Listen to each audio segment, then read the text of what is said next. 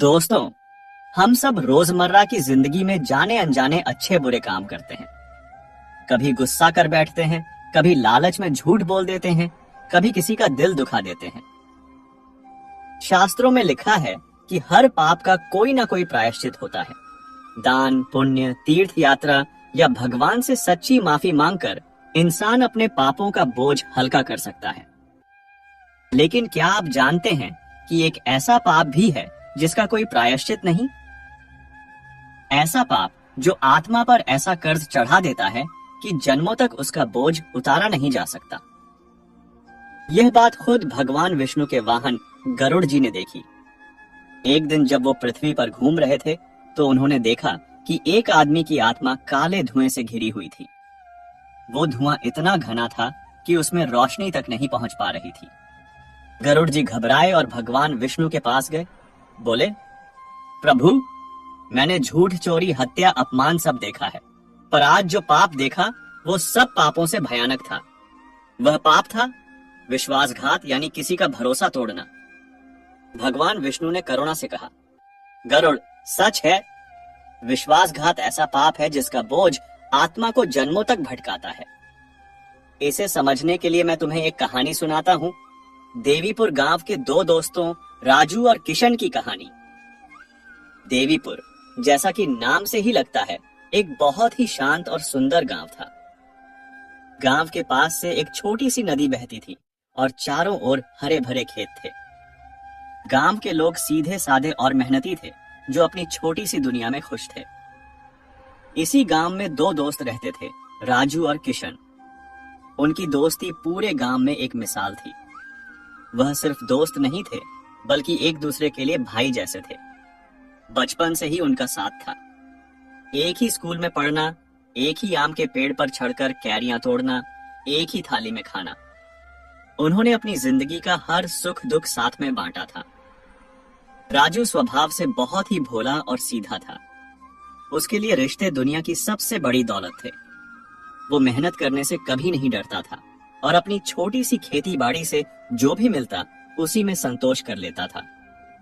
उसकी पत्नी पार्वती भी उसी की तरह शांत और धार्मिक स्वभाव की थी और उनकी एक 5 साल की बेटी थी, राधा, जो राजू की जान थी। राजू का घर मिट्टी का बना हुआ था, छोटा सा था, लेकिन उसमें प्यार और अपनेपन की कोई कमी नहीं थी। दूसरी तरफ किशन था। किशन भी मेहनती था, लेकिन उसके मन के किसी कोने में एक महत्वाकांक्षा, यानी आगे बढ़ने की एक तेज इच्छा छिपी हुई थी। वो हमेशा बड़े सपने देखता था। वो राजू की तरह छोटी सी दुनिया में खुश रहने वालों में से नहीं था। वो होशियार था, बातों का धनी था और जानता था कि लोगों से अपना काम कैसे निकलवाना है। लेकिन बाहर से वो खुद को राजू का सबसे बड़ा हितैषी दिखाता था। राजू जब भी किसी मुश्किल में होता, किशन हमेशा उसके साथ खड़ा नजर आता। राजू उस पर आंख बंद करके भरोसा करता था। वह अक्सर अपनी पत्नी से कहता, पार्वती, अगर मुझे कुछ हो भी जाए तो चिंता मत करना। किशन है ना, वो मेरा भाई है। वो तुम्हें और राधा को कभी कोई तकलीफ नहीं होने देगा। उनकी दोस्ती की गहराई का अंदाजा इसी बात से लगाया जा सकता है कि जब राजू के पिता की मृत्यु हुई तो किशन हफ्तों तक अपना खेत खलिहान छोड़कर राजू के साथ ही रहा, उसे हिम्मत देता रहा। और जब किशन की बहन की शादी में पैसे कम पड़े तो राजू ने अपनी पत्नी के एकमात्र सोने के कंगन बेचकर उसकी मदद की थी। उनके लिए दोस्ती एक ऐसा रिश्ता था जो खून के रिश्ते से भी बढ़कर था। समय अपनी गति से चलता रहा। दोनों दोस्त अपनी अपनी गृहस्थी में लगे हुए थे।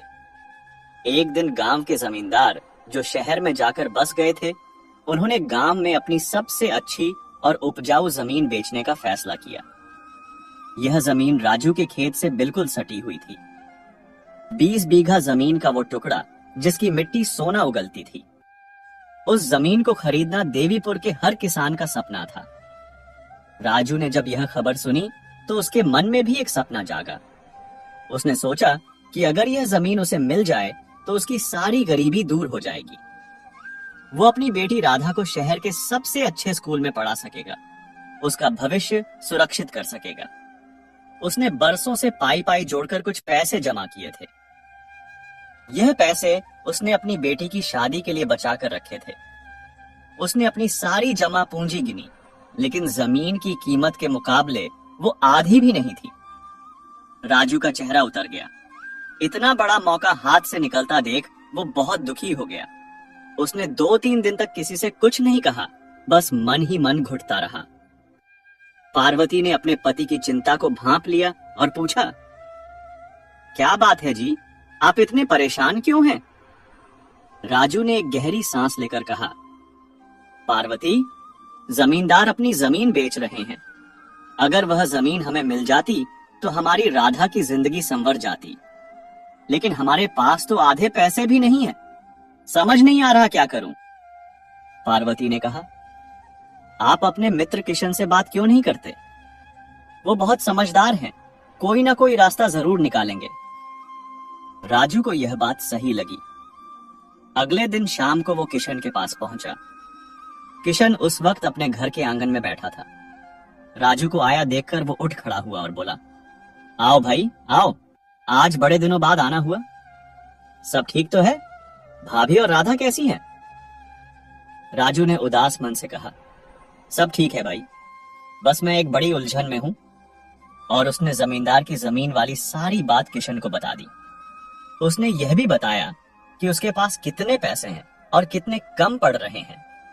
किशन ने बहुत ध्यान से उसकी सारी बात सुनी।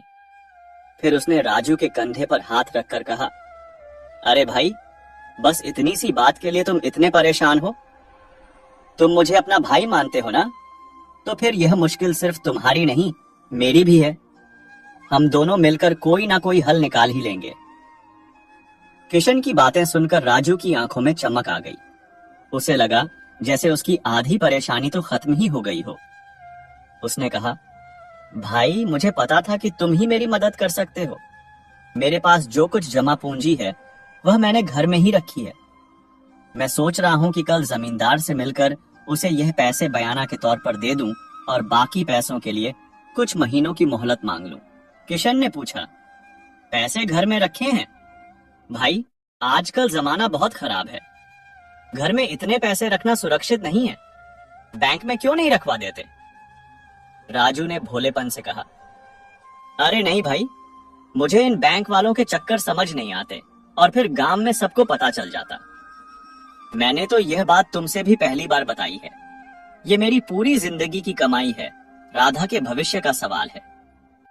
किशन ने गहरी दोस्ती का दिखावा करते हुए कहा, हाँ भाई, तुम सही कह रहे हो। किसी पर भरोसा नहीं करना चाहिए। अच्छा, तुमने पैसे रखे कहाँ हैं? मुझे बता दो, मैं भी रात में तुम्हारे घर के आसपास 1-2 चक्कर लगा लिया करूंगा ताकि कोई खतरा ना हो। राजू अपने दोस्त की इस बात से इतना भावुक हो गया कि उसकी आंखों में आंसू आ गए। उसे लगा कि ऐसा दोस्त तो किस्मत वालों को ही मिलता है। उसने बिना एक पल भी सोचे अपने जीवन का सबसे बड़ा राज, अपनी सबसे बड़ी कमजोरी अपने दोस्त के सामने खोल दी। उसने कहा, भाई, पैसे हमारे पूजा घर में जहां भगवान की मूर्ति है उसके ठीक नीचे मैंने एक गड्ढा खोदकर एक लोहे के संदूक में रखे हैं। यह बात मेरे और पार्वती के अलावा आज पहली बार तुम्हें पता चली है। मुझे तुम पर खुद से भी ज्यादा भरोसा है। यह कहकर राजू ने अपने दिल का सारा बोझ हल्का कर दिया। उसे अब पूरा यकीन था कि उसका दोस्त, उसका भाई किशन उसे इस मुश्किल से जरूर बाहर निकालेगा। वो एक नई उम्मीद और एक नए भरोसे के साथ अपने घर लौट आया। लेकिन जब राजू वहां से चला गया तो किशन वहीं आंगन में चुपचाप खड़ा रहा। उसके चेहरे पर दोस्ती की वह गर्मजोशी अब नहीं थी। उसकी आंखों में एक अजीब सी चमक थी, एक ऐसी चमक जो किसी शिकारी की आंखों में अपने शिकार को देखकर आती है। राजू के भोलेपन में कहे गए शब्द उसके कानों में गूंज रहे थे। पूजा घर के नीचे लोहे का संदूक, पूरी जिंदगी की कमाई। उस एक पल में किशन के अंदर का लालच जो बरसों से सोया हुआ था वो जाग गया। उसके मन में एक जहरीला बीज अंकुरित होने लगा, एक ऐसा बीज जो दोस्ती, भाईचारे और इंसानियत की सारी फसल को जलाकर राख कर देने वाला था। उस रात किशन को नींद नहीं आई। वो बस करवटें बदलता रहा और उसके दिमाग में बस वही लोहे का संदूक घूमता रहा। एक तरफ उसकी बरसों की दोस्ती थी और दूसरी तरफ रातों रात अमीर बनने का एक सुनहरा मौका। और यहीं से उस कहानी की शुरुआत हुई जो यह बताने वाली थी कि विश्वासघात का पाप आत्मा पर सबसे भारी क्यों होता है। उस रात किशन की आंखों से नींद कोसों दूर थी। वो अपने बिस्तर पर बस करवटें बदलता रहा। एक तरफ उसके कानों में राजू के भरोसे भरे शब्द गूंज रहे थे, मुझे तुम पर खुद से भी ज्यादा भरोसा है। और दूसरी तरफ उसकी आंखों के सामने पूजा घर के नीचे दबा हुआ वो लोहे का संदूक घूम रहा था। उसका मन एक अजीब सी बेचैनी से भरा हुआ था। उसके अंदर बैठा एक इंसान उसे बार बार याद दिला रहा था कि राजू उसका सिर्फ दोस्त नहीं, भाई है। उसने किशन के लिए क्या क्या नहीं किया था। जब किशन के घर में खाने के लाले पड़ गए थे, तब राजू ही था जो अपने खेत की पहली फसल का एक हिस्सा उसके घर भिजवाता था। जब किशन की मां बीमार पड़ी थी, तो राजू ही था जो रात रात भर उसके साथ अस्पताल में जागता रहा था। यह सारी बातें किसी फिल्म की तरह उसके दिमाग में चल रही थी, लेकिन फिर उसके अंदर बैठा शैतान जाग उठता। वो उसे फुसफुसा कर कहता, कब तक ऐसे ही गरीबी में जीता रहेगा किशन? राजू तो भोला है, उसे दौलत की कदर नहीं। वो तो अपनी छोटी सी दुनिया में ही खुश है। लेकिन तू, तेरे सपने तो बड़े हैं। तू इस छोटे से गांव में घुट घुट कर मरने के लिए पैदा नहीं हुआ है। सोच, अगर वो पैसा तुझे मिल जाए तो तू क्या कुछ नहीं कर सकता। तू शहर में एक बड़ा सा घर खरीद सकता है, एक दुकान खोल सकता है। तेरी पत्नी और बच्चे ऐश की जिंदगी जिएंगे। लोग तुझे सेठ जी कहकर बुलाएंगे। ये ख्याल आते ही किशन की आंखों में एक लालची चमक आ जाती। वो सोचने लगा, राजू तो बहुत सीधा है। आज नहीं तो कल कोई और उसे धोखा देकर ये पैसा लूट लेगा। उसे तो अच्छा है कि ये पैसा मेरे काम आ जाए। आखिर मैं उसका दोस्त हूं, कोई गैर तो नहीं। और फिर जब मैं इस पैसे से और पैसा कमा लूंगा तो राजू की मदद कर दूंगा। मैं उसका पैसा चुरा नहीं रहा, बस कुछ समय के लिए उधार ले रहा हूं। एक तरह से मैं उसकी भलाई ही तो कर रहा हूं। इस झूठी दलील ने उसके मन को और भी मजबूत बना दिया। उसने अपने मन में बैठे हुए इंसान की आवाज को अनसुना कर दिया और उस शैतान की आवाज को अपना मार्गदर्शक बना लिया। उसने फैसला कर लिया था, वो अपने दोस्त के भरोसे को तोड़ेगा, अपनी दोस्ती का गला घोंट देगा, लेकिन उस दौलत को हासिल करके रहेगा। रात भर जागकर उसने एक बहुत ही शातिर और खतरनाक योजना बनाई। एक ऐसी योजना जो राजू को पूरी तरह से बर्बाद कर देने वाली थी। अगली सुबह जब राजू उठा तो उसके मन में एक नई उम्मीद थी। उसे पूरा विश्वास था कि किशन कोई ना कोई रास्ता जरूर निकालेगा। वो किशन के घर जाने की सोच ही रहा था कि तभी किशन खुद ही हांफता हुआ चेहरे पर एक अजीब सी खुशी लिए उसके घर पहुंचा। राजू, अरे राजू, कहां है तू? किशन ने आंगन से ही आवाज लगाई। राजू बाहर आया और बोला, क्या हुआ भाई, सब ठीक तो है? तू इतना घबराया हुआ क्यों है? किशन ने एक लंबी सांस ली और बोला, घबराया हुआ नहीं हूं भाई, खुश हूं, बहुत खुश। भगवान ने हमारी सुन ली, हमें रास्ता मिल गया है। राजू ने हैरानी से पूछा, कैसा रास्ता? क्या मतलब? किशन ने राजू को पास बिठाया और एक कहानी सुनानी शुरू की। उसने कहा, भाई, मैं कल रात से ही तुम्हारी परेशानी के बारे में सोच रहा था। मुझे नींद नहीं आ रही थी। मैं सुबह होने से पहले ही नदी किनारे टहलने निकल गया ताकि कुछ सोच सकूं, और वहां मुझे साक्षात भगवान के दर्शन हो गए। राजू की आंखें आश्चर्य से फैल गईं। उसने कहा, भगवान के दर्शन? क्या कह रहा है तू? किशन ने पूरी गंभीरता का नाटक करते हुए कहा, हाँ भाई, नदी किनारे एक बहुत ही तेजस्वी साधु बाबा बैठे थे। उनकी लंबी सफेद दाढ़ी, सिर पर जटाएं और आंखों में ऐसा तेज था कि देखा नहीं जा रहा था। मुझे लगा कि वह कोई मामूली इंसान नहीं है। मैं उनके पास गया और उनके चरणों में गिर पड़ा।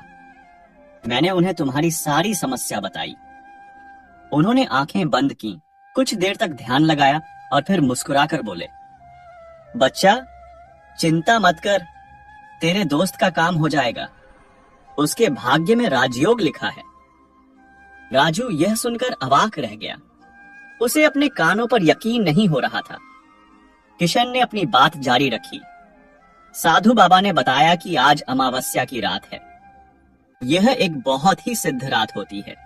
इस रात को किया गया कोई भी अनुष्ठान कभी खाली नहीं जाता। उन्होंने एक उपाय बताया है।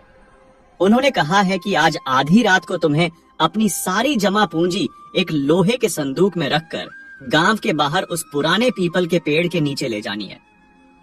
वहां तुम्हें एक छोटा सा गड्ढा खोदकर उस संदूक को उसमें रख देना है। फिर साधु बाबा खुद वहां आकर एक गुप्त पूजा करेंगे।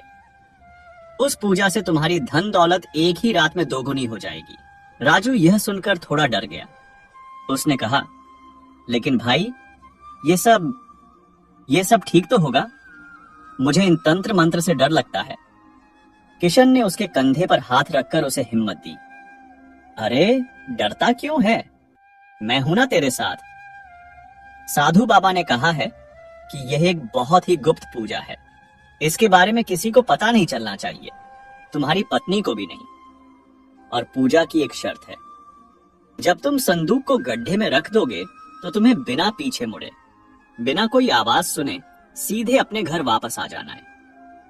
अगर तुमने पीछे मुड़कर देख लिया तो सारी पूजा भंग हो जाएगी और तुम्हारा धन बढ़ने की बजाय पत्थर बन जाएगा। तुम्हें सुबह सूरज उगने के बाद ही वहां वापस जाना है। राजू के भोले मन में यह बात बैठ गई। उसे लगा कि सच में भगवान ने उसकी मदद के लिए कोई देवदूत भेज दिया है। और जब उसका सबसे अच्छा दोस्त किशन उसके साथ था तो डरने की क्या बात थी। उसने किशन को गले लगा लिया और कहा, भाई तूने आज मुझे बहुत बड़ी चिंता से मुक्त कर दिया। मैं तेरा यह एहसान जिंदगी भर नहीं भूलूंगा। किशन ने मन ही मन एक कुटिल मुस्कान छुपाई और ऊपर से बोला, अरे एहसान कैसा भाई, तेरा काम मतलब मेरा काम। बस याद रखना रात को ठीक 12 बजे और किसी को कानो कान खबर ना हो। उस दिन राजू से समय कांटे नहीं कट रहा था। वो बार बार घड़ी देखता और रात होने का इंतजार करता। उसने अपनी पत्नी पार्वती से भी कुछ नहीं बताया, बस यह कह दिया कि वो एक जरूरी काम से बाहर जा रहा है। रात हुई, चांद भी बादलों के पीछे छिपा हुआ था, जिससे अंधेरा और भी घना लग रहा था। जब गांव के सारे लोग गहरी नींद में सो गए, तब राजू चुपके से अपने पूजा घर में गया। उसने कांपते हुए हाथों से भगवान की मूर्ति के नीचे की जमीन खोदी और उस भारी लोहे के संदूक को बाहर निकाला। उस संदूक को छूते ही उसे ऐसा लगा जैसे वह अपनी बेटी राधा के भविष्य को छू रहा हो। उसकी आंखों में आंसू आ गए। उसने संदूक को अपने सिर से लगाया और प्रार्थना की, हे भगवान मेरी लाज रखना। फिर उसने उस संदूक को एक बोरी में लपेटा और कंधे पर रखकर अंधेरे में घर से बाहर निकल गया। गांव के बाहर का रास्ता बहुत ही सुनसान और डरावना था। झींगुरों की आवाज और कुत्तों के भौंकने की आवाज उस खामोशी को और भी भयानक बना रही थी। राजू का दिल जोर जोर से धड़क रहा था, लेकिन उसके मन में एक उम्मीद थी। वो उस पुराने पीपल के पेड़ के पास पहुंचा। किशन वहां पहले से ही मौजूद था। किशन ने फुसफुसाकर कहा, देर कर दी भाई, साधु बाबा इंतजार कर रहे हैं। देखो वो सामने पेड़ के पीछे बैठे हैं। राजू ने देखा, पेड़ के पीछे अंधेरे में एक परछाई सी दिखाई दे रही थी, जिसने भगवा वस्त्र पहने हुए थे। वो कोई और नहीं बल्कि किशन का ही एक साथी था, जिसे उसने इस नाटक के लिए तैयार किया था। किशन ने कहा, जल्दी करो भाई, गड्ढा मैंने पहले ही खोद दिया है। बस तुम यह संदूक इसमें रख दो और जैसा बाबा ने कहा है, बिना पीछे मुड़े सीधे घर चले जाओ। पीछे मुड़कर देखने की गलती मत करना, वरना सब कुछ खत्म हो जाएगा। राजू ने कांपते हुए हाथों से उस संदूक को गड्ढे में रखा। उसने गड्ढे पर मिट्टी नहीं डाली, बस किशन के कहे अनुसार एक कपड़ा ढक दिया। फिर उसने हाथ जोड़कर उस परछाई को दूर से ही प्रणाम किया और भारी कदमों से वापस अपने घर की तरफ चल पड़ा। उसका हर एक कदम एक उम्मीद की तरफ बढ़ रहा था। उसका मन कर रहा था कि वो एक बार, बस एक बार पीछे मुड़कर देख ले, लेकिन उसे किशन की चेतावनी याद आ गई। वो अपने मन को मजबूत करके आगे बढ़ता रहा। उसे लग रहा था कि जब वह सुबह लौटेगा तो उसकी जिंदगी बदल चुकी होगी, उसकी सारी परेशानियां खत्म हो चुकी होंगी। जैसे ही राजू की परछाई अंधेरे में गायब हुई, किशन और उसका साथी उस गड्ढे के पास आए। किशन के चेहरे पर एक शैतानी मुस्कान थी। उसने जल्दी से उस भारी संदूक को गड्ढे से बाहर निकाला। उस संदूक का वजन उसे आज सोने चांदी से भी ज्यादा कीमती लग रहा था। उसने एक बार भी राजू के बारे में नहीं सोचा, एक बार भी अपनी दोस्ती के बारे में नहीं सोचा। उसकी आंखों पर तो बस लालच का पर्दा पड़ा हुआ था। उसने अपने साथी के साथ मिलकर उस संदूक को उठाया और नदी के रास्ते से अंधेरे में गायब हो गया। उसने अपने पीछे छोड़ दिया था एक टूटा हुआ भरोसा, एक बिखरा हुआ सपना और एक दोस्त की जिंदगी भर की बर्बादी। उधर राजू पूरी रात सो नहीं पाया। वो बस अपने बिस्तर पर लेटा हुआ सुबह होने का इंतजार करता रहा। उसकी आंखों के सामने अपनी बेटी का मुस्कुराता हुआ चेहरा घूम रहा था। वो सोच रहा था कि अब वो उसे शहर के सबसे अच्छे स्कूल में भेजेगा, उसके लिए सुंदर सुंदर कपड़े खरीदेगा, उसकी हर ख्वाहिश पूरी करेगा। इन्हीं मीठे सपनों में उसकी रात कट गई। जैसे ही सुबह की पहली किरण ने आसमान में उजाला किया, राजू बिस्तर से उठ खड़ा हुआ। वो नंगे पैर ही उस पीपल के पेड़ की तरफ भागा। उसका दिल खुशी और उत्साह से जोर जोर से धड़क रहा था। उसे लग रहा था कि आज उसकी जिंदगी का सबसे अच्छा दिन है। वो हाँफता हुआ उस जगह पर पहुंचा। उसने देखा गड्ढा वैसे का वैसा ही था, बस उस पर रखा हुआ कपड़ा थोड़ा खिसका हुआ था। उसने सोचा शायद पूजा की वजह से ऐसा हुआ होगा। वो खुशी खुशी गड्ढे के पास गया और उसके अंदर झांका, लेकिन अंदर अंदर कुछ भी नहीं था। गड्ढा पूरी तरह से खाली था। एक पल के लिए तो राजू को कुछ समझ ही नहीं आया। उसे लगा शायद यह भी पूजा का ही कोई हिस्सा होगा, शायद संदूक गायब होकर कहीं और प्रकट हो गया होगा।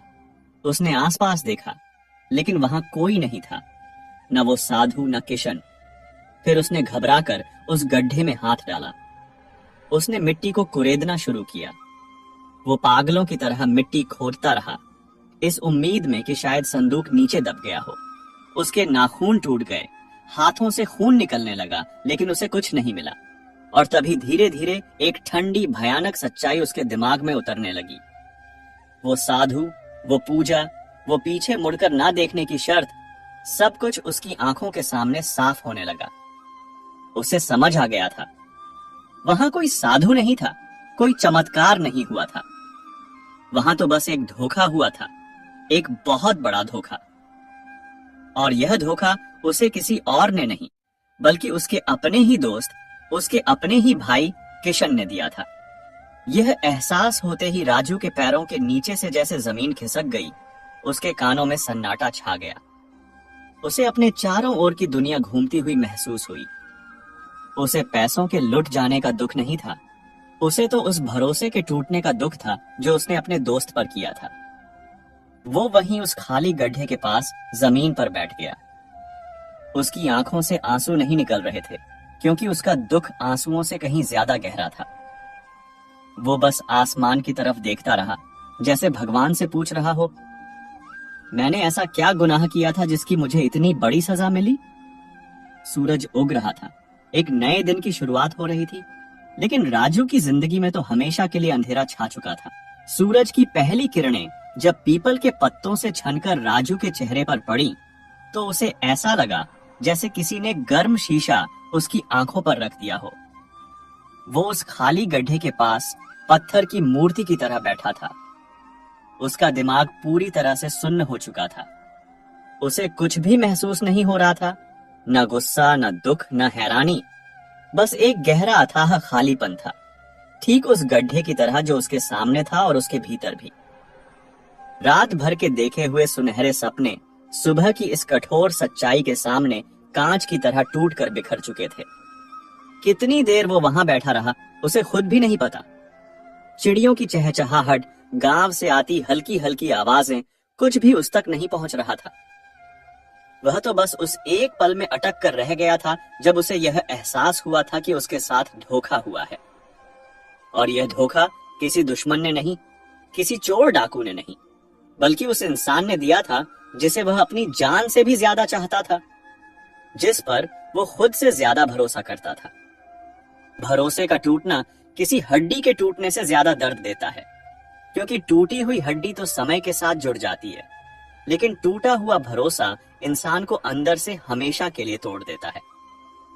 धीरे धीरे उसके अंदर की शून्यता टूटी और उसकी जगह एक ऐसी पीड़ा ने ले ली जिसे सहना पहाड़ उठाने से भी ज्यादा मुश्किल था। यह सिर्फ पैसों के लुट जाने की पीड़ा नहीं थी, यह तो अपनी आत्मा के एक हिस्से के कट जाने की पीड़ा थी। किशन उसका दोस्त नहीं, उसका भाई था, उसकी हिम्मत था, उसका सहारा था, और आज उसी सहारे ने उसे एक ऐसी खाई में धकेल दिया था जहां से निकलना नामुमकिन लग रहा था। उसके मन में हजारों सवाल उठ रहे थे। क्यों? आखिर किशन ने ऐसा क्यों किया? क्या उनकी दोस्ती, उनका सालों का भाईचारा सब कुछ झूठ था? क्या वो सारे वादे, वो सारी कस्में बस एक दिखावा थीं? उसे किशन की वो बातें याद आ रही थीं। डरता क्यों है भाई? मैं हूं ना तेरे साथ। इन शब्दों पर उसे कितना गुमान था, कितना भरोसा था, और आज यही शब्द किसी जहरीले तीर की तरह उसके दिल में चुभ रहे थे। भारी कदमों से एक हारे हुए सिपाही की तरह वो उठा। उसके पैरों में जैसे जान ही नहीं बची थी। वो अपने घर की तरफ चला। यह रास्ता उसने हजारों बार तय किया था, लेकिन आज यह दुनिया का सबसे लंबा और सबसे मुश्किल रास्ता लग रहा था। उसे डर लग रहा था। पहली बार अपनी जिंदगी में राजू को डर लग रहा था। उसे इस बात का डर नहीं था कि गांव वाले क्या कहेंगे। उसे इस बात का डर था कि वो पार्वती को क्या जवाब देगा। वो अपनी पत्नी की आंखों में आंखें डालकर यह कैसे कहेगा कि उसने अपनी बेटी के भविष्य को, अपनी पूरी जिंदगी की कमाई को एक झूठे भरोसे पर दांव पर लगा दिया और सब कुछ हार गया। हर एक कदम उसके लिए एक सजा जैसा था। जब वह अपने घर के दरवाजे पर पहुंचा तो उसकी हिम्मत जवाब दे गई। वो वहीं चौखट पर सिर झुकाकर बैठ गया। अंदर से पार्वती की आवाज आई, आ गए आप? मैं कब से आपकी राह देख रही थी। सब ठीक तो हो गया ना? वो खुशी खुशी बाहर आई। उसके चेहरे पर एक उम्मीद थी, लेकिन अपने पति को इस हालत में देखकर उसकी सारी खुशी, सारी उम्मीद पल भर में गायब हो गई। राजू का बिखरा हुआ रूप, उसके कपड़ों पर लगी मिट्टी और उसकी आंखों में पसरा हुआ सन्नाटा, यह सब देखकर पार्वती का दिल किसी अनहोनी की आशंका से कांप उठा। क्या हुआ जी? उसने घबराकर पूछा।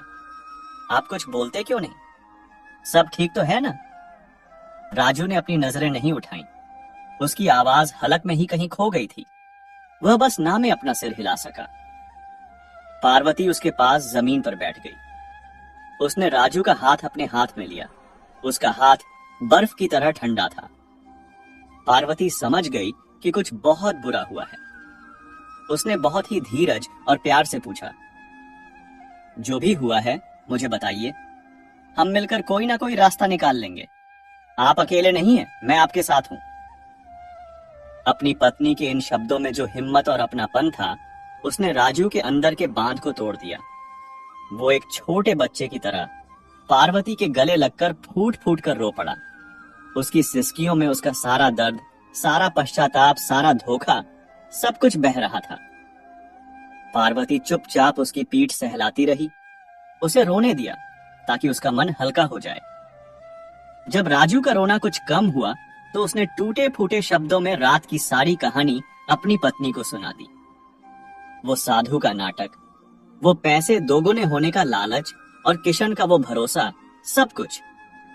वो अपनी गलती मान रहा था, खुद को कोस रहा था कि वो इतना भोला कैसे हो सकता है, वो इतना बड़ा मूर्ख कैसे बन सकता है।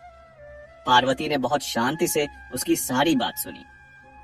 राजू को लगा था कि पार्वती उस पर चिल्लाएगी, उसे ताने देगी, कहेगी कि तुम्हारी बेवकूफी की वजह से आज हम बर्बाद हो गए। लेकिन पार्वती ने ऐसा कुछ नहीं किया। जब राजू अपनी बात खत्म करके चुप हुआ तो पार्वती ने एक गहरी सांस ली और बहुत ही शांत आवाज में बोली, इसमें आपकी कोई गलती नहीं है। आपने तो बस एक दोस्त पर भरोसा किया था, और दोस्त पर भरोसा करना कोई गुनाह नहीं होता। गुनाह तो उसने किया है जिसने दोस्ती जैसे पवित्र रिश्ते को धोखा दिया है। पैसा तो आता जाता रहता है जी, आज नहीं है, कल हम फिर से मेहनत करके कमा लेंगे। लेकिन उसने जो खोया है वो उसे जन्मों जन्मों तक वापस नहीं मिलेगा। उसने सिर्फ पैसा नहीं चुराया, उसने अपनी आत्मा बेची है। पार्वती की इन बातों ने राजू के जख्मों पर मरहम का काम किया। उसे लगा जैसे इस पूरी दुनिया में अगर कोई एक इंसान है जो उसे समझ सकता है तो वह उसकी पत्नी है। उसका धन लुट गया था, उसका दोस्त छिन गया था, लेकिन आज उसे अपनी पत्नी के रूप में एक ऐसी दौलत मिली थी जो दुनिया की हर दौलत से बढ़कर थी। लेकिन राजू के मन को शांति नहीं थी। उसके अंदर एक आग जल रही थी। वो एक बार, बस एक बार किशन की आंखों में देखकर पूछना चाहता था कि उसने ऐसा क्यों किया। सुबह होते ही बिना कुछ खाए पिए वो सीधा किशन के घर की तरफ चल पड़ा। जब वो किशन के घर पहुंचा तो किशन की पत्नी आंगन में काम कर रही थी। राजू को इस हालत में देखकर वो भी घबरा गई। राजू ने पूछा, किशन कहाँ है? किशन की पत्नी ने सहमी हुई आवाज में कहा, वो तो सुबह सुबह ही कहीं निकल गए, कह रहे थे कि किसी जरूरी काम से शहर जा रहे हैं। राजू समझ गया कि किशन भाग गया है। वह वहीं आंगन में जमीन पर बैठ गया। वो अब क्या करे, कहां जाए? उसे कुछ समझ नहीं आ रहा था। वो हार चुका था। तभी घर के अंदर से किशन बाहर निकला। उसने नए कपड़े पहने हुए थे और उसके चेहरे पर एक अजीब सी शांति थी, जैसे कुछ हुआ ही ना हो। राजू को वहां देखकर उसने बनावटी हैरानी दिखाते हुए कहा, अरे राजू, तू यहां? क्या हुआ भाई? सब ठीक तो है? तू रात भर कहां था? मैं तो तेरे घर भी गया था। भाभी कह रही थी कि तू किसी काम से बाहर गया है। किशन का यह नाटक देखकर राजू के तन बदन में आग लग गई। उसने खड़े होकर किशन का कॉलर पकड़ लिया और चिल्लाया, नाटक मत कर किशन, मुझे सब पता चल गया है। कहां है मेरा पैसा? कहां है वो साधु? बोल, तूने मेरे साथ ऐसा क्यों किया? किशन ने बहुत ही शांति से राजू के हाथ अपने कॉलर से हटाए। उसने अपनी पत्नी और आसपास के घरों से झांक रहे लोगों की तरफ देखा और फिर बहुत ही मासूमियत से बोला, ये तू क्या कह रहा है राजू? कैसा पैसा? कैसा साधु? मुझे तो कुछ समझ नहीं आ रहा। लगता है तू सदमे में है। भाभी, इसे अंदर ले जाओ, इसे पानी पिलाओ। राजू हैरान रह गया।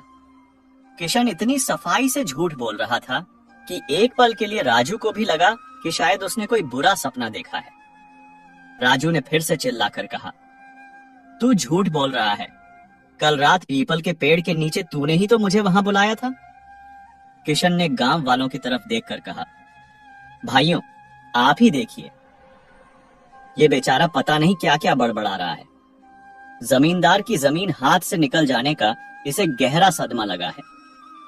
मैं तो खुद ही आज शहर इसलिए जा रहा था ताकि वहां कोई काम धंधा ढूंढ सकूं और अपने भाई की मदद कर सकूं, और यह मुझ पर ही इल्जाम लगा रहा है। गांव के लोग भी उलझन में पड़ गए। एक तरफ राजू था जो हमेशा सच बोलता था, लेकिन आज उसकी बातें पागलों जैसी लग रही थी।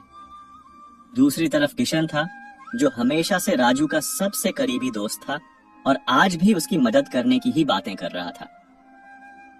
लोगों को किशन की बातों पर ज्यादा यकीन हो रहा था। राजू समझ गया कि वो किशन को साबित नहीं कर पाएगा। किशन ने बहुत ही गहरी चाल चली थी। उसने न सिर्फ राजू का पैसा लूटा था, बल्कि उसकी इज्जत और उसकी दिमागी हालत पर भी सवाल खड़ा कर दिया था। राजू के पास अब कहने को कुछ नहीं बचा था। वो एक हारी हुई, अपमानित नजर से अपने दोस्त को देखता रहा जो अब उसके लिए एक अजनबी बन चुका था। फिर वो चुपचाप बिना कोई और शब्द कहे वहां से वापस अपने घर की तरफ मुड़ गया। उस दिन के बाद राजू जैसे खामोश हो गया। वो किसी से बात नहीं करता, बस गुमसुम बैठा रहता। गांव में तरह तरह की बातें होने लगी।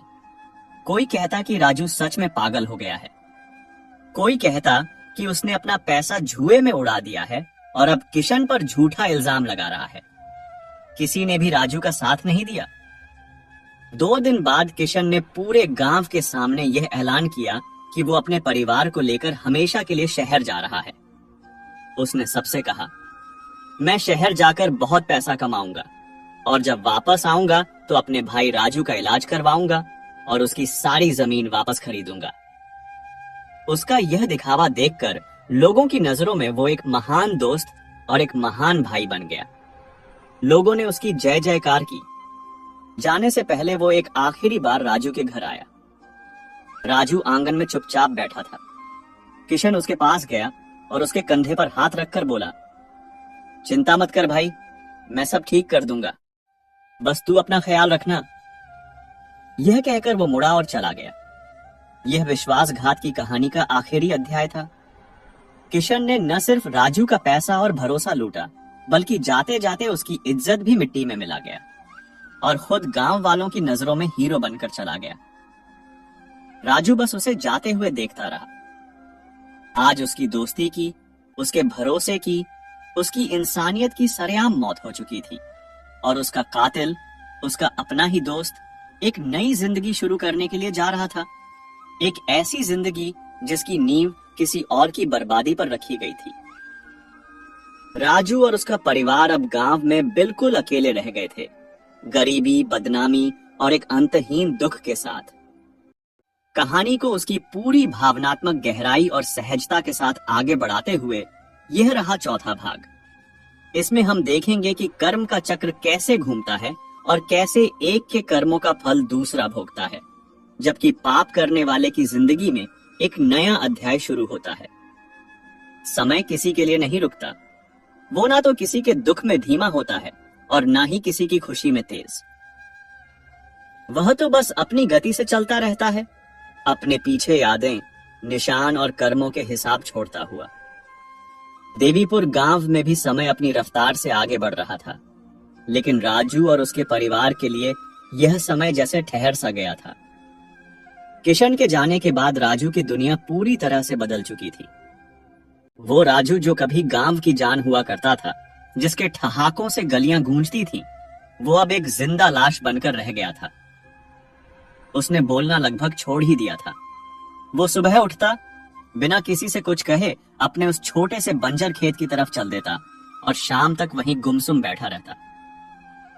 वो ना तो हल चलाता, ना बीज बोता, बस एकटक उस सूखी धरती को देखता रहता, जैसे वह उस धरती में अपने खोए हुए भरोसे को ढूंढ रहा हो। उसकी आंखों की चमक चली गई थी, उसके चेहरे की मुस्कान खो गई थी।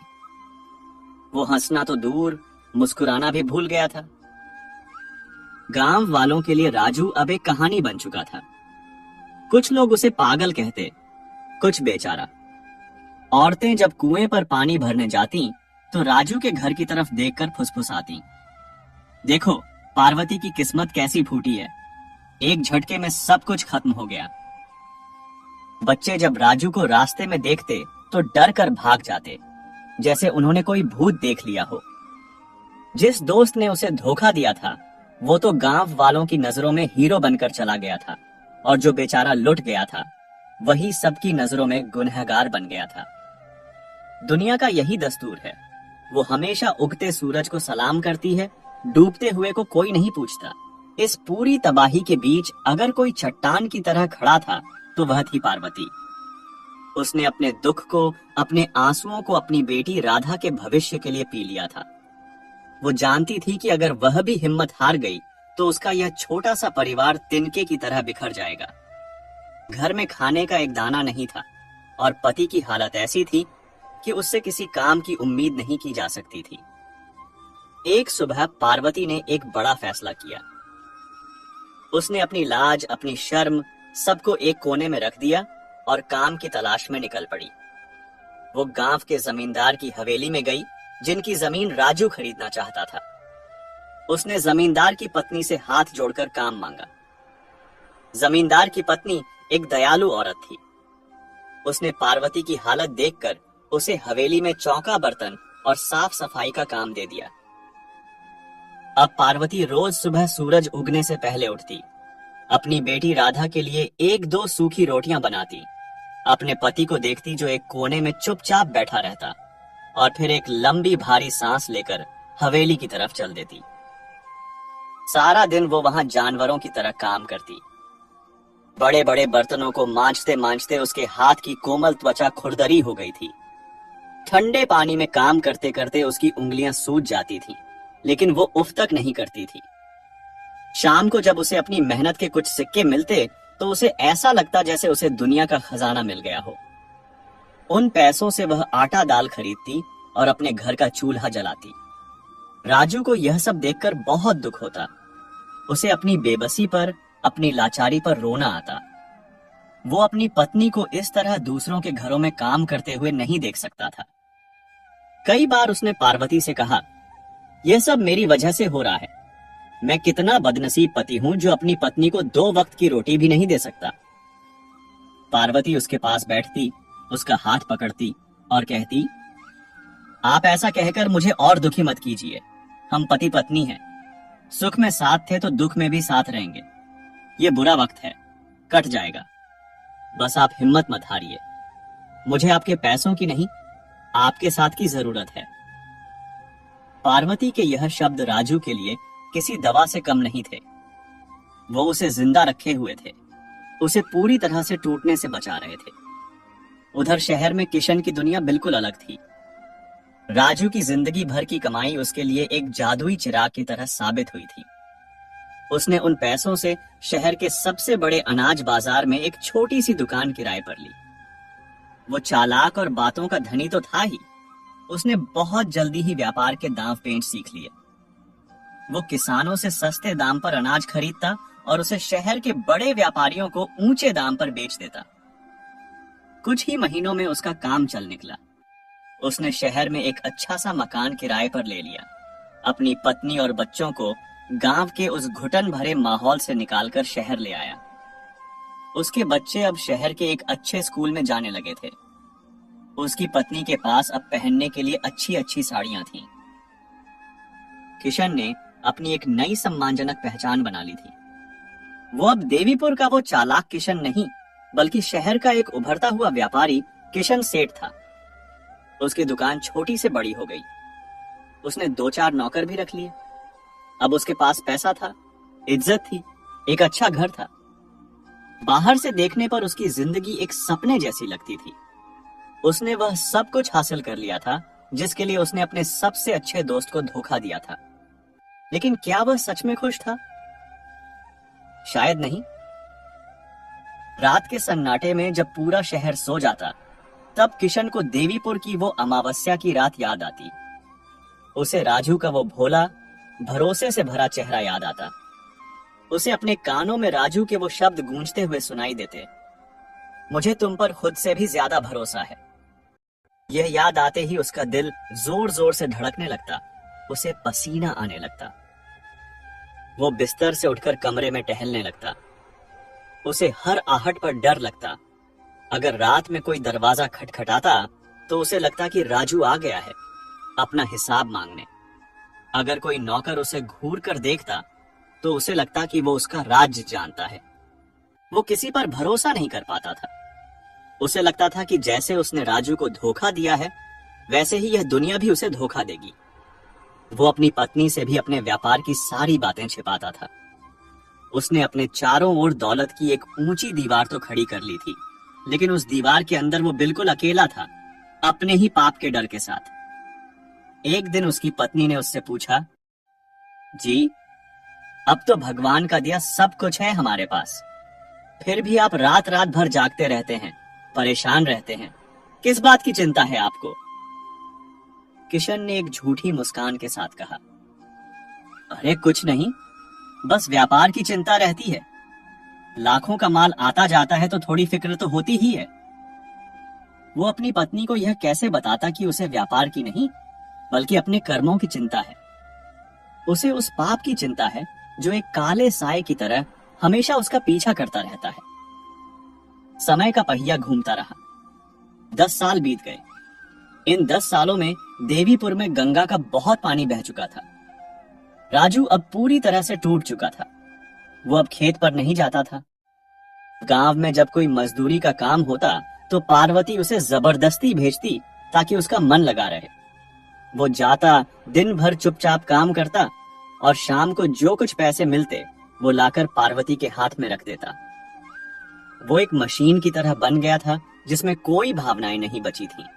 लेकिन पार्वती ने हार नहीं मानी थी। उसकी मेहनत और त्याग ने उसके छोटे से घर को बिखरने से बचाए रखा था। और उसकी सबसे बड़ी ताकत थी उसकी बेटी राधा। राधा अब 15 साल की हो चुकी थी। वो अपनी मां की परछाई थी, मेहनती, समझदार और स्वाभिमानी। उसने अपने परिवार पर आई मुसीबत को बहुत करीब से देखा था। उसने अपनी मां को दिन रात काम करते हुए देखा था, अपने पिता को चुपचाप घुटते हुए देखा था, गांव के बच्चों के ताने सहे थे। इन सब चीजों ने उसे अपनी उम्र से कहीं ज्यादा समझदार बना दिया था। वो गांव के सरकारी स्कूल में पढ़ती थी और हमेशा अपनी क्लास में अव्वल आती थी। पढ़ाई के बाद वो अपनी मां के साथ घर के कामों में हाथ बंटाती। उसे देखकर पार्वती अपनी सारी थकान, सारा दुख भूल जाती। उसे लगता कि भगवान ने उसे सब कुछ छीन लिया, लेकिन बदले में एक ऐसी बेटी दे दी जो उसकी पूरी दुनिया थी। उधर शहर में इन 10 सालों में किशन सेठ से लाला किशन चंद बन चुका था। उसका व्यापार बहुत फैल गया था। अब उसकी अनाज की एक बड़ी सी आड़त थी। उसने शहर में एक शानदार कोठी बना ली थी। उसके पास गाड़ी थी, नौकर चाकर थे, समाज में बड़ी इज्जत थी। उसका बेटा जो अब कॉलेज में था वो पूरी तरह से बिगड़ चुका था। उसे बिना मेहनत के मिली हुई दौलत की कोई कदर नहीं थी। वो दिन भर दोस्तों के साथ आवारागर्दी करता और पानी की तरह पैसा बहाता। किशन अपने बेटे की हरकतों से परेशान तो था, लेकिन उसके पास इतना वक्त ही नहीं था कि वह उस पर ध्यान दे सके। वो तो बस और पैसा कमाने की मशीन बन चुका था। उसने अपनी दौलत से सब कुछ खरीद लिया था, बड़ा घर, बड़ी गाड़ी, बड़ी इज्जत। लेकिन वह 2 चीजें कभी नहीं खरीद पाया, मन की शांति और एक सच्ची नींद। वो आज भी रातों को जागता था। आज भी उसे राजू का चेहरा याद आता था। कभी कभी वह सोचता कि गांव जाकर राजू से माफी मांग ले, उसके पैसे लौटा दे। लेकिन फिर उसका अहंकार उसे रोक देता। उसे लगता कि अगर उसने ऐसा किया तो उसकी सालों की बनाई हुई इज्जत मिट्टी में मिल जाएगी। लोग उसे धोखेबाज कहेंगे। वो इस बदनामी से डरता था। वो अपने बनाए हुए झूठ के महल में इतना कैद हो चुका था कि अब उससे बाहर निकलने का कोई रास्ता उसे सूझता नहीं था। एक तरफ राजू था जिसके पास कुछ नहीं था सिवाय अपनी पत्नी के साथ और अपनी बेटी के प्यार के। उसकी दुनिया छोटी थी, गरीब थी, लेकिन सच्ची थी। दूसरी तरफ किशन था जिसके पास सब कुछ था सिवाय मन की शांति और सच्चे रिश्तों के। उसकी दुनिया बड़ी थी, अमीर थी, लेकिन पूरी तरह से झूठी और खोखली थी। दोनों की कहानियां अलग अलग दिशाओं में बह रही थीं। एक गरीबी और दुख के सागर में गोते लगा रही थी, तो दूसरी अमीरी और बेचैनी की नदी में। लेकिन कर्म की एक अदृश्य डोर अभी भी दोनों को बांधे हुए थी, और यह डोर एक दिन उन दोनों को एक ऐसे मोड़ पर लाकर खड़ा करने वाली थी जहां उनके कर्मों का असली हिसाब होना बाकी था। क्योंकि पाप का कर्ज चाहे कितना भी पुराना क्यों ना हो जाए, कुदरत उसे कभी भूलती नहीं। वो सही समय पर सही तरीके से ब्याज समेत वसूल करती है। वक्त का मरहम सबसे गहरे घावों को भी भर देता है, ऐसा लोग कहते हैं। लेकिन कुछ घाव ऐसे होते हैं जो भरते नहीं, बस नासूर बन जाते हैं।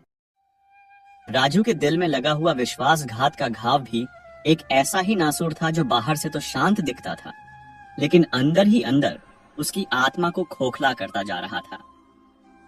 दिन, महीने और साल बीतते चले गए। देवीपुर गांव की धूल भरी गलियों में खेलते हुए बच्चे जवान हो गए और जवान बूढ़े होने लगे। लेकिन राजू के परिवार की तकदीर जैसे एक ही जगह पर आकर रुक गई थी। उनकी बेटी राधा अब 18 साल की एक खूबसूरत और समझदार युवती बन चुकी थी। गरीबी और मुश्किलों ने उसे समय से पहले ही दुनिया की समझ दे दी थी।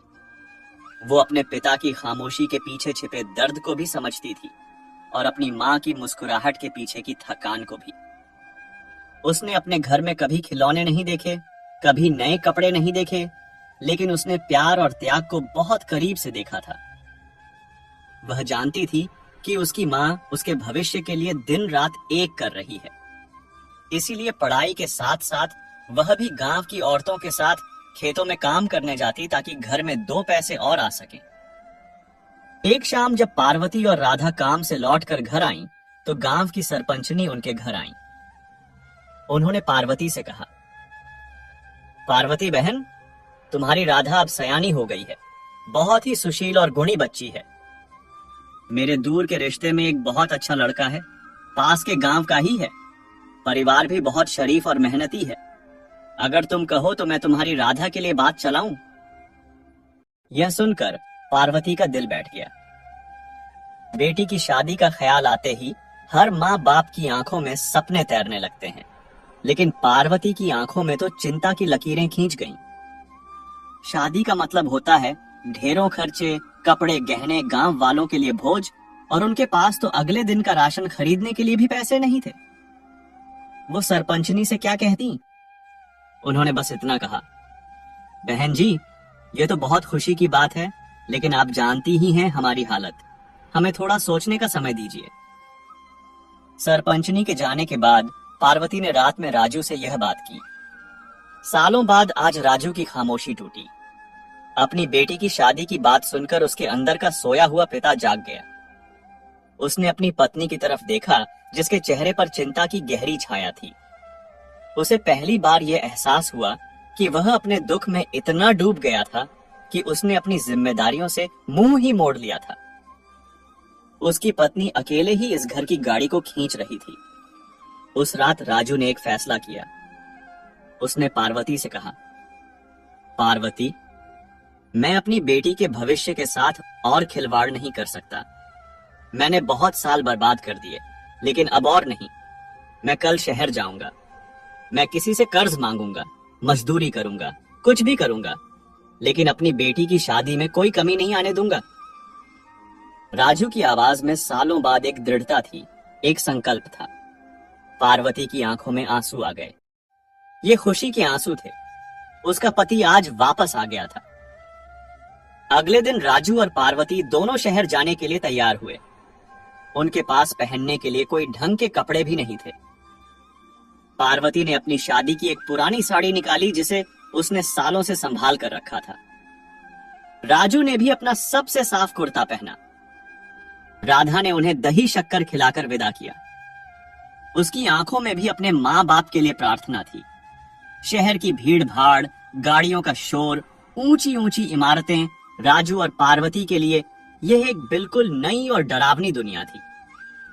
वे दोनों एक दूसरे का हाथ पकड़े हुए सहमे सहमे से सड़कों पर चल रहे थे। वे कई सेठों की दुकानों पर गए कर्ज मांगने के लिए, लेकिन बिना किसी जान पहचान के, बिना कुछ गिरवी रखने के लिए उन्हें कौन कर्ज देता। हर जगह से उन्हें दुत्कार और अपमान ही मिला। शाम होने को आई थी। वे दोनों थक कर, हार कर एक मंदिर की सीढ़ियों पर बैठ गए। भूख और प्यास से उनका बुरा हाल था।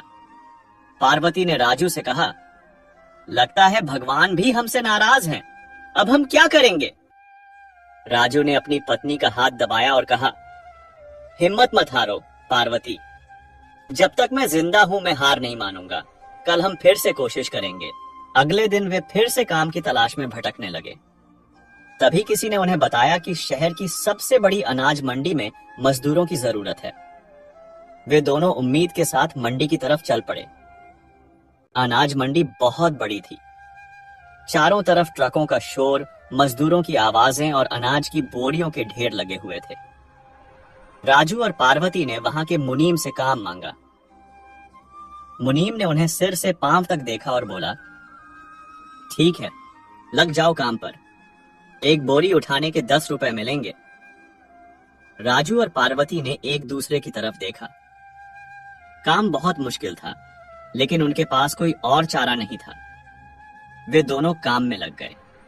भारी भारी बोरियों को उठाकर ट्रक पर लादना। राजू का शरीर सालों से मेहनत का आदी नहीं था और पार्वती ने कभी इतना भारी काम नहीं किया था। कुछ ही घंटों में उनका शरीर जवाब देने लगा। उनकी सांसें फूल रही थीं और पसीने से वे तरबतर थे। दोपहर के समय जब वे थक कर एक बोरी के ढेर के पीछे सुस्ता रहे थे, तभी मंडी में एक बड़ी सी चमचमाती हुई गाड़ी आकर रुकी। गाड़ी से एक आदमी उतरा। उसने सफेद रंग का कीमती कुर्ता पायजामा पहना हुआ था। गले में सोने की मोटी सी चेन थी और उंगलियों में कई अंगूठियां चमक रही थीं। उसके चेहरे पर अमीरी का एक रौब था। उसके गाड़ी से उतरते ही मंडी के सारे मुनीम और व्यापारी हाथ जोड़कर उसकी तरफ भागे। आइए लाला जी, आइए सेठ जी की आवाजें गूंजने लगीं। वो आदमी कोई और नहीं बल्कि लाला किशन चंद था।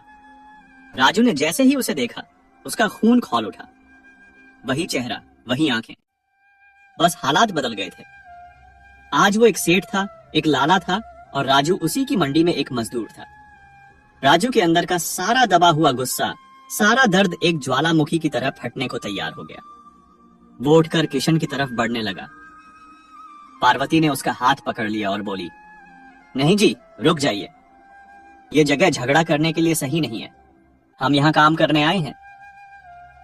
राजू ने गुस्से से कहा, तुम मुझे रोकोगी पार्वती? आज मैं इससे अपना सारा हिसाब लेकर रहूंगा।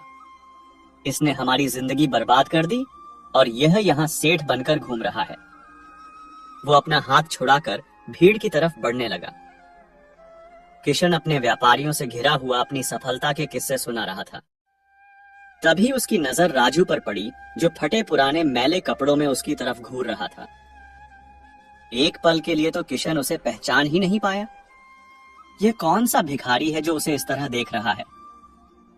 लेकिन फिर उसने गौर से देखा, वो आंखें, उन आंखों में जो आग थी, उसे किशन कैसे भूल सकता था?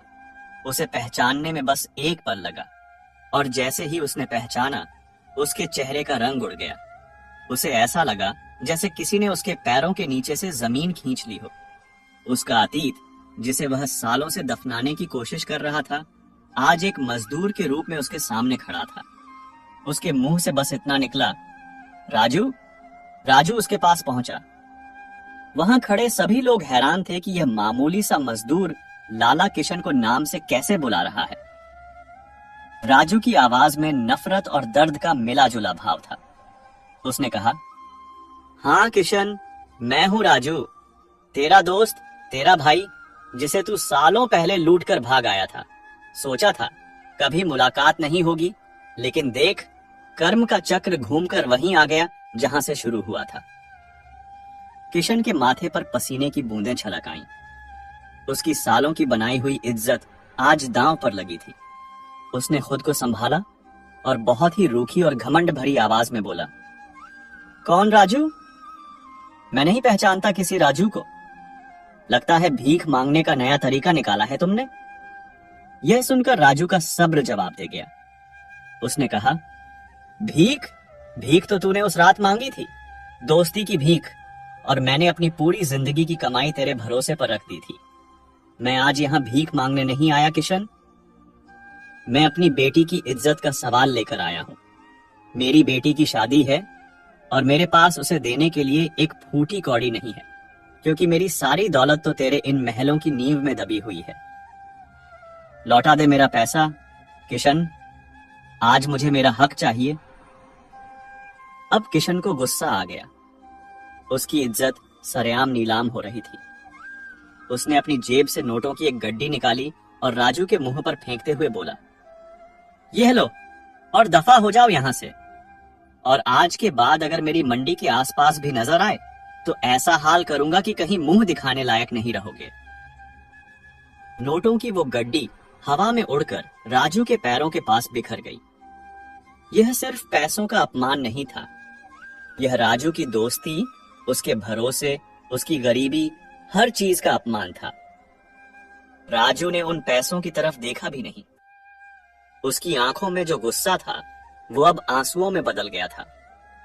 उसने बहुत ही टूटी हुई आवाज में कहा, तुमने आज यह साबित कर दिया किशन कि तुम कितने गिर चुके हो। तुमने सिर्फ मेरा पैसा नहीं लूटा था, तुमने अपनी इंसानियत भी बेच दी थी। मैं यह पैसा लेने नहीं आया था, मैं तो बस यह देखने आया था कि क्या तुम्हारे अंदर का इंसान अभी भी जिंदा है। लेकिन मैं गलत था। तुम मर चुके हो किशन। तुम दौलत के ढेर पर बैठे हुए एक जिंदा लाश हो यह कहकर राजू मुड़ा। उसने एक बार भी उन बिखरे हुए नोटों की तरफ नहीं देखा। पार्वती दौड़कर उसके पास आई और उसका हाथ पकड़ लिया। वे दोनों चुपचाप सिर झुकाए हुए उस मंडी से बाहर निकल गए, जैसे वे कोई जंग हार गए हों। लेकिन असल में आज वे हारे नहीं थे, वे जीते थे। आज उन्होंने अपनी गरीबी में भी अपनी अमीरी यानी अपने स्वाभिमान को बचा लिया था। और किशन, वो वहीं खड़ा रहा। उसके चारों तरफ खड़े व्यापारी कानाफूसी कर रहे थे। उसके चेहरे पर घमंड का जो नकाब था वो आज उतर चुका था। राजू के वो आखिरी शब्द, तुम एक जिंदा लाश हो, उसके कानों में किसी गर्म शीशे की तरह पिघल रहे थे। उसने अपनी दौलत से राजू को खरीदने की कोशिश की, उसे अपमानित करने की कोशिश की, लेकिन राजू ने उसके मुंह पर उसकी दौलत फेंककर उसे ही खरीद लिया था, उसे ही उसकी नजरों में गिरा दिया था। आज पहली बार किशन को अपनी दौलत, अपनी यह शानदार कोठी, यह इज्जत, सब कुछ बहुत छोटा और बहुत खोखला लग रहा था। उसे आज पहली बार यह एहसास हो रहा था कि विश्वासघात का कर्ज दौलत से नहीं बल्कि आत्मा से चुकाना पड़ता है, और उसकी आत्मा तो बरसों पहले ही कंगाल हो चुकी थी। लाला किशनचंद अपनी उस शानदार कोठी में अकेला खड़ा था। राजू के वो आखिरी शब्द, तुम एक जिंदा लाश हो, उसके कानों में नहीं बल्कि उसकी आत्मा में उतर गए थे। पहली बार उसे अपनी दौलत, अपनी इज्जत, अपनी यह शानदार कोठी, सब कुछ बेमानी लग रहा था। उसे आज एहसास हुआ कि उसने अपने दोस्त से सिर्फ पैसे नहीं छीने थे, उसने तो अपनी आत्मा का सबसे कीमती हीरा छीनकर उसे कांच के टुकड़ों के बदले बेच दिया था। उसे राजू का स्वाभिमान याद आ रहा था, जिसने जमीन पर बिखरे नोटों को छुआ तक नहीं, और उसे अपना लालच याद आ रहा था, जिसने उसे अपनी ही नजरों में गिरा दिया था। उस दिन के बाद किशन की जिंदगी में सब कुछ था, लेकिन कुछ भी पहले जैसा नहीं था। वो अब भी रोज मंडी जाता, लाखों के सौदे करता, लेकिन अब उसके चेहरे पर वो घमंड वाली मुस्कान नहीं होती थी। उसकी आंखें हमेशा किसी को ढूंढती रहती थीं, शायद राजू को या शायद अपने खोए हुए जमीर को। रातें तो उसके लिए और भी भयानक हो गई थीं। अब उसे सिर्फ राजू का चेहरा ही नहीं बल्कि पार्वती का वो थका हुआ, मजबूर चेहरा और राधा की वह मासूम सवाल पूछती आंखें भी नजर आती। उसे नींद की गोलियां खानी पड़ती, लेकिन नींद उसे फिर भी नहीं आती थी। उसका पाप उसे सोने नहीं देता था। उसने कई बार सोचा कि वह देवीपुर गांव वापस जाए, राजू के पैरों में गिरकर माफी मांग ले, उसकी सारी दौलत उसे वापस कर दे। लेकिन हर बार उसका डर, उसकी समाज में बनी हुई झूठी इज्जत उसे रोक लेती। वो यह सोचकर ही कांप जाता कि अगर सबको सच्चाई पता चल गई तो लोग उसे क्या कहेंगे, उसका बेटा, उसकी पत्नी उसके बारे में क्या सोचेंगे। वो इस डर से इतना घिर चुका था कि वह सच्चाई का सामना करने की हिम्मत ही नहीं जुटा पा रहा था। इधर देवीपुर में राजू और पार्वती अपनी बेटी की शादी की चिंता में घुल रहे थे। मंडी में हुए उस अपमान के बाद राजू कुछ दिनों तक फिर से खामोश हो गया था, लेकिन इस बार उसकी खामोशी में बेबसी नहीं बल्कि एक तूफान छिपा था। वो जानता था कि अब उसे ही कुछ करना होगा। उसने अपनी पत्नी से कहा, पार्वती, अब हम किसी के आगे हाथ नहीं फैलाएंगे। हम अपनी बेटी की शादी अपनी मेहनत और अपनी इज्जत से करेंगे, चाहे वह कितनी भी सादगी से क्यों ना हो। उस दिन के बाद देवीपुर गांव ने एक नए राजू को देखा। वो अब सिर्फ एक मजदूर नहीं बल्कि एक मिसाल बन गया। उसने गांव के दूसरे गरीब किसानों को इकट्ठा किया और कहा, भाइयों, हम कब तक इन शहर के व्यापारियों और जमींदारों के हाथों लुटते रहेंगे। हम दिन रात मेहनत करते हैं और हमारी फसल का सारा मुनाफा यह बिचौलिए खा जाते हैं। क्यों ना हम सब मिलकर अपनी खुद की एक छोटी सी मंडी शुरू करें। शुरू में तो लोगों ने उसकी बात को हंसी में उड़ा दिया, लेकिन राजू की आंखों में एक सच्चाई थी, एक जुनून था। धीरे धीरे कुछ किसान उसकी बात से सहमत हो गए। उन्होंने गांव के बाहर पंचायत की जमीन पर अपनी छोटी सी मंडी लगानी शुरू कर दी। अब वे अपनी फसल सीधे आसपास के गांवों और छोटे कस्बों के खरीदारों को बेचते थे। मुनाफा कम था, लेकिन अब उनकी मेहनत का सारा पैसा उनकी अपनी जेब में आ रहा था। राजू इस काम में दिन रात एक कर देता। वो हर किसान का हिसाब रखता, खरीदारों से मोल भाव करता। उसकी ईमानदारी और मेहनत रंग लाने लगी। कुछ ही महीनों में उनकी यह छोटी सी किसान मंडी चल निकली। अब उन्हें शहर के लालची व्यापारियों के पास जाने की जरूरत नहीं थी। देखते ही देखते राजू फिर से गांव वालों की नजरों में उठने लगा। अब लोग उसे पागल नहीं, बल्कि राजू भाई कहकर बुलाते थे। उसके घर का चूल्हा अब सिर्फ जल नहीं रहा था, बल्कि उसमें से खुशी और सम्मान की खुशबू भी आ रही थी। 1 साल के अंदर राजू ने इतने पैसे जमा कर लिए कि वह अपनी बेटी राधा की शादी बहुत ही धूमधाम से कर सका। उसने किसी से 1 रुपए का कर्ज नहीं लिया। राधा की शादी में पूरा गांव शामिल हुआ। जब पार्वती अपनी बेटी को दुल्हन के जोड़े में विदा कर रही थी, तो उसकी आंखों में आंसू तो थे, लेकिन वे आंसू दुख के नहीं, बल्कि खुशी और गर्व के थे। उसने अपने पति की तरफ देखा, जिसके चेहरे पर सालों बाद एक सच्ची सुकून भरी मुस्कान थी। आज वे गरीब जरूर थे, लेकिन कंगाल नहीं थे। उन्होंने अपना खोया हुआ स्वाभिमान वापस पा लिया था। उधर शहर में किशन की दौलत तो बढ़ रही थी, लेकिन उसकी जिंदगी बिखर रही थी। उसका बेटा पैसों के नशे में पूरी तरह से हाथ से निकल चुका था। वो जुए और शराब में डूबा रहता। एक दिन उसने कर्ज में अपनी गाड़ी और दुकान के कागज तक हार दिए।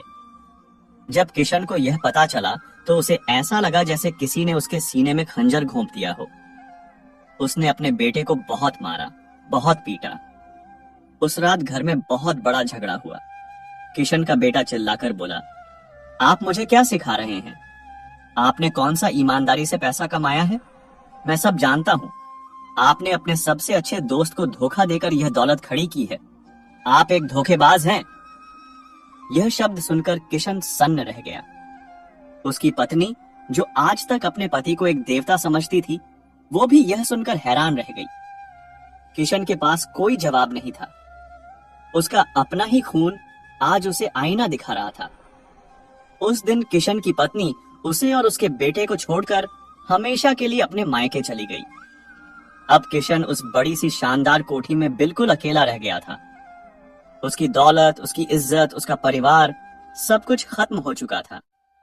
वो अक्सर अपनी कोठी की बालकनी में खड़ा होकर अंधेरे को देखता रहता। उसे अब इस दौलत से नफरत होने लगी थी।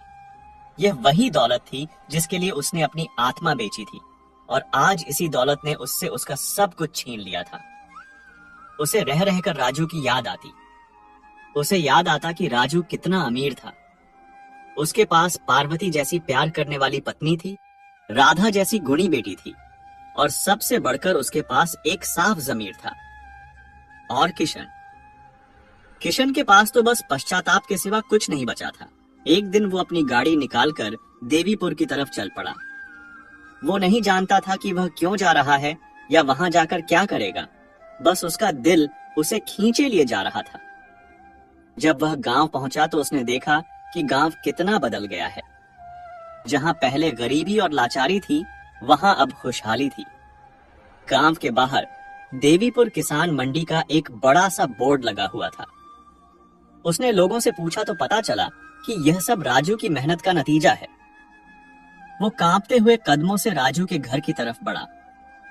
उसका वही छोटा सा मिट्टी का घर आज उसे अपनी शानदार कोठी से भी ज्यादा सुंदर और पवित्र लग रहा था।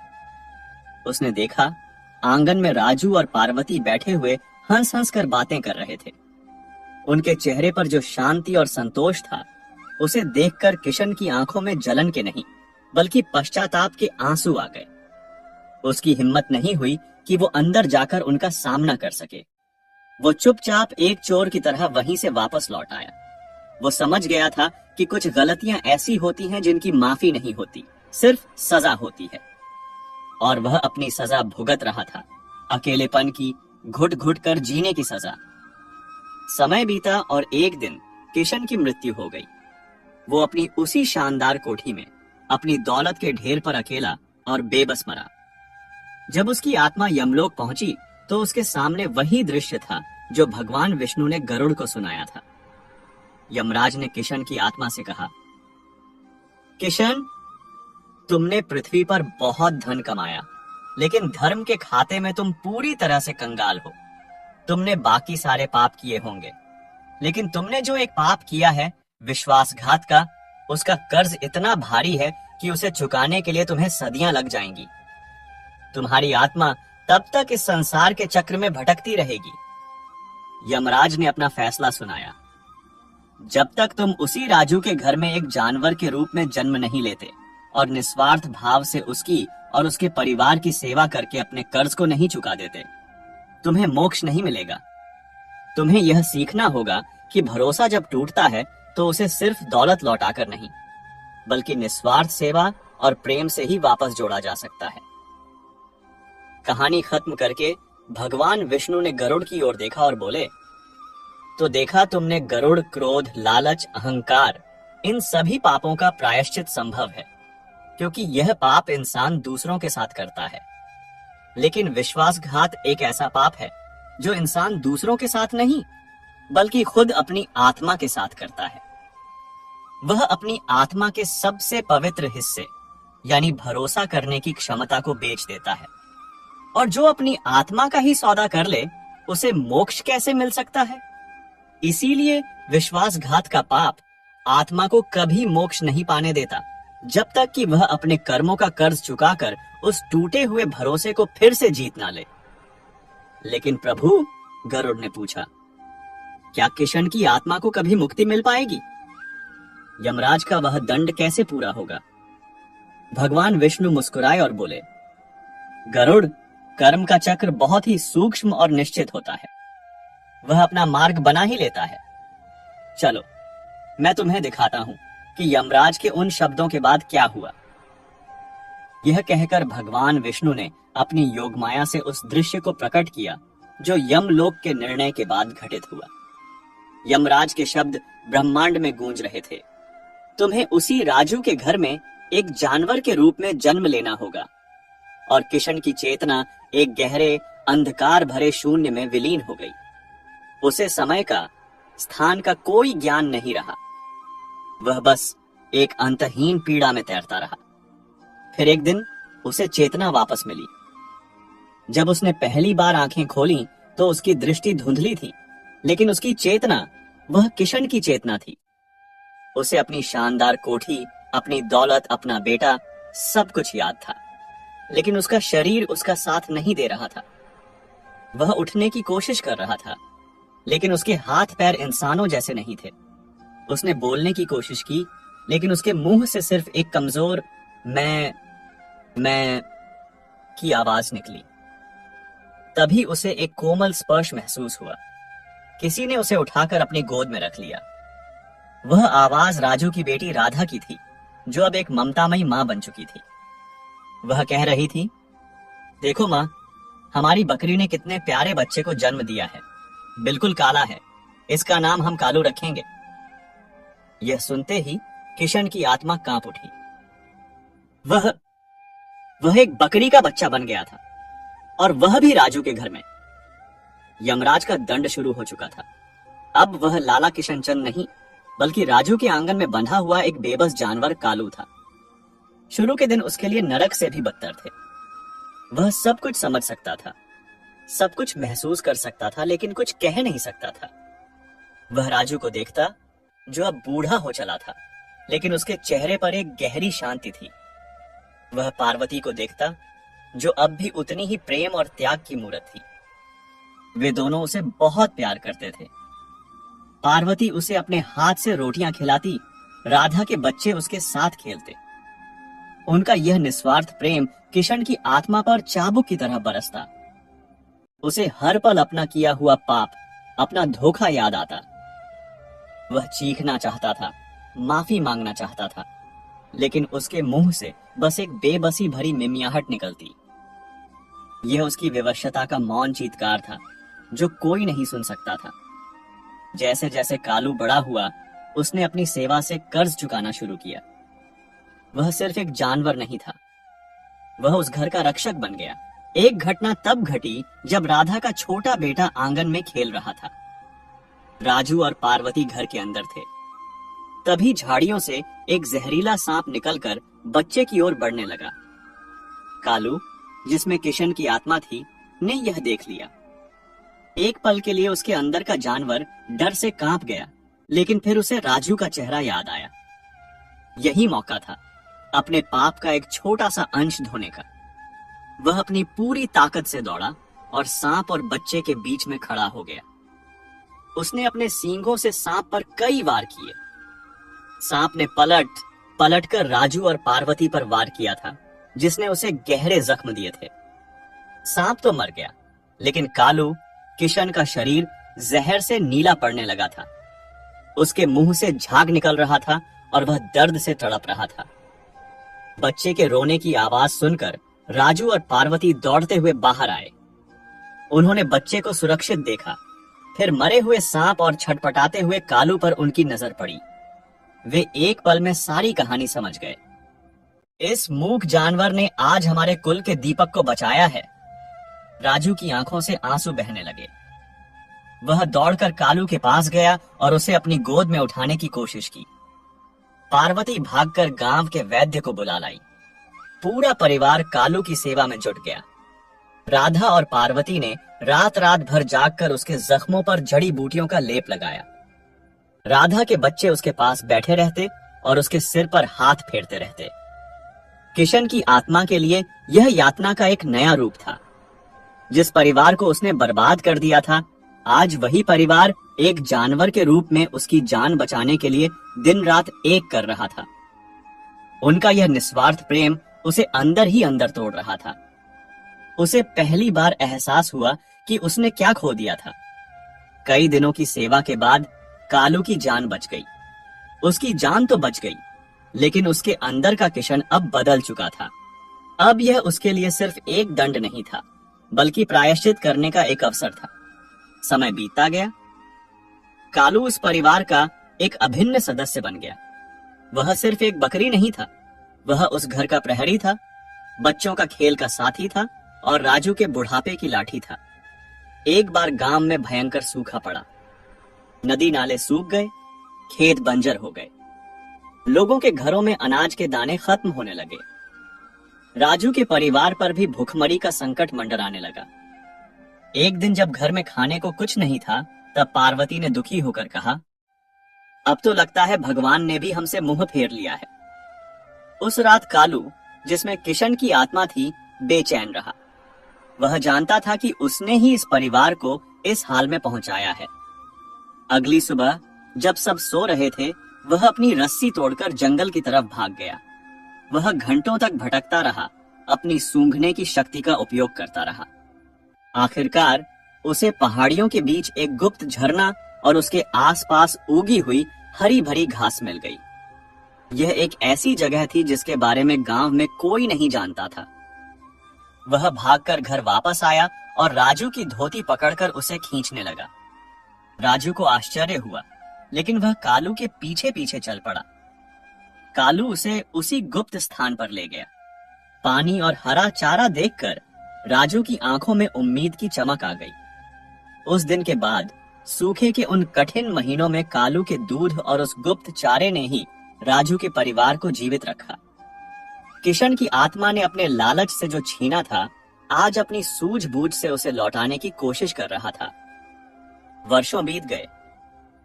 राजू अब बहुत बूढ़ा और कमजोर हो चुका था।